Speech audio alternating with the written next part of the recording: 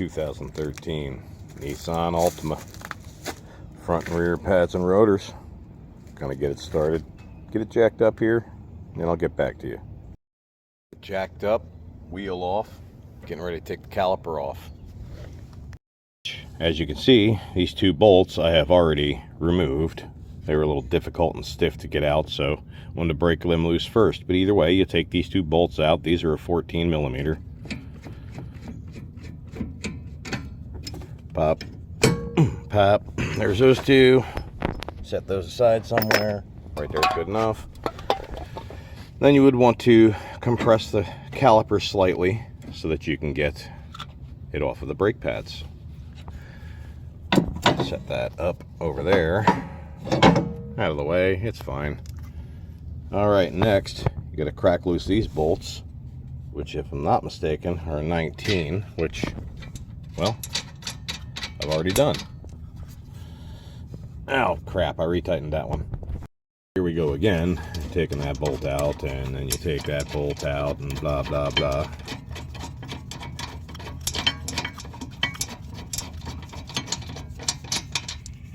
It's really bizarre looking at my phone while I'm doing this. Rather than, you know, seeing what I'm doing, I'm seeing what I'm doing through my phone, which is just friggin' bizarre. Okay, one thing. She had this two separate places recently, and they told her, nah, you got plenty of brake pad left. You got like 10%, you know, 10% usable life left.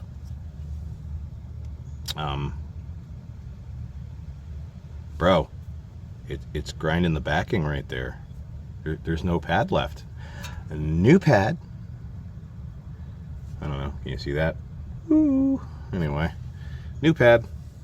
This. Yeah, okay. Yeah, you didn't need pads. Well, now you need rotors, unfortunately. But you should either machine them or replace them every time you do the pads anyway. It's just good maintenance. Honestly, it's if they're not trying to rip you off. If you want to come back every 2 weeks with noise in your brakes, go ahead. Just slap pads on it. See how that works out. Issue with these vehicles. If you get a slider hung up in this bore, it'll you know, prematurely wear your brake pads out, and then it'll look something like you'll have a new pad on the outside and like this on the inside or something along those lines. But either way, these get all kinds of, ooh, where's the hole? The grease breakdown in there, and it gets all gunked up. All kinds of schmoo down in there. Can't really see in that one, but either way, see all this. Yeah, I'm gonna have to clean that out anyway. Alright, these are the slide pins that go in the holes that I was showing you earlier. You gotta really clean them up a bit, you know. Get them all nice and shiny clean, get all the old grease and caca off. This one's got a little bit of a wear mark right here. It's probably rattling around in the bore dry. It did have a lot of this black schmoo on it, but yeah, we'll get it off. Alright, got it all back together. Time to put the wheel back on. Lug nuts over there. Go over there. Make sure you start them on, you know, 4 or 5 threads or so before you put anything on them. Do it by hand. Now we gotta take the front tire off.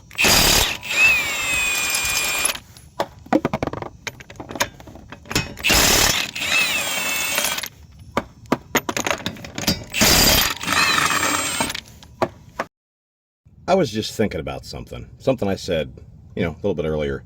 I said they're not trying to rip you off. They're not always trying to rip you off. Some places will just say, hey, you need brakes, and you don't. But honestly, when it comes to putting on new pads, you should put either machined, cleaned up rotors or new ones. And honestly, with as cheap as most rotors are these days, it's a good idea to just replace them. All right, and one thing I want to say, the dealership or somebody somewhere told her she did not need brakes. I mentioned that on the back axle, but here's the front one too. I would say, maybe one oil change's worth of pad left on their tops. Yeah, go ahead and change them. Good idea. Get it done. Don't have to worry about it for a few years. There you go. Alright, when changing your brakes out, you're going to want to make sure you get it good and clean where the abutment clips go. Is it abutment? Abutment? I don't know. It's these things here, but they're anti-rattle clips. They go into the groove here, sit in there, and kind of, take up space. Give it a little bit of a wear surface so that it doesn't, completely foobar this chunk of steel. You're going to want to make sure you put a thin coat of lube on them. Just, little tiniest little bit. Take like a Q-tip and just kind of swab just a little bit of a schmoo on there to lubricate the pad and such. It'll save you a lot of headaches and heartaches, especially in the north, where, in the Rust Belt. Don't have to really worry about that down here, but there is a ton of dust. Ton of dust. Some people will, take that brush and wipe some grease on here, or shove it down inside the bore there, or whatever. I just give it a little, stick it in there, diddle it around a little bit, and then, ram her home. And then wipe off the excess. There we go. And one of your bolts is going to have, most of the time, a little rubber thingy on the end here. Make sure you lube that up a little bit. Yeah, looks good, close enough. Pretty much all of these rotors have some kind of funky coating on them. I just usually give it a blast it with some brake clean. Clean that stuff off of there. And then grab another rag. Wipe it clean.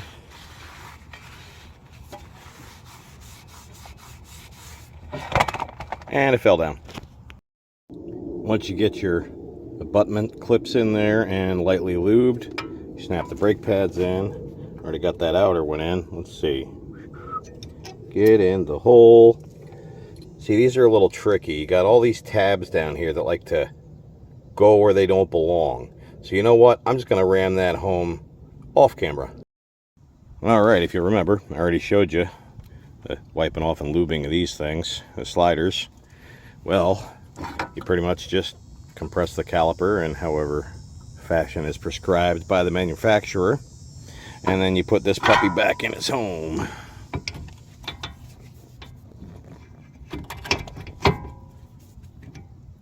Stay. Where'd I put the bolts? Oh, there they are. And come on, tab A into slot B here. Hardest part is you need two hands really to start this, or you need your knee. Get it lined up, thread that puppy most of the way in, and that should give you the leeway to get this bolt back in, and it'll hold it for you. All you pretty much got to do is wiggle it. There we go.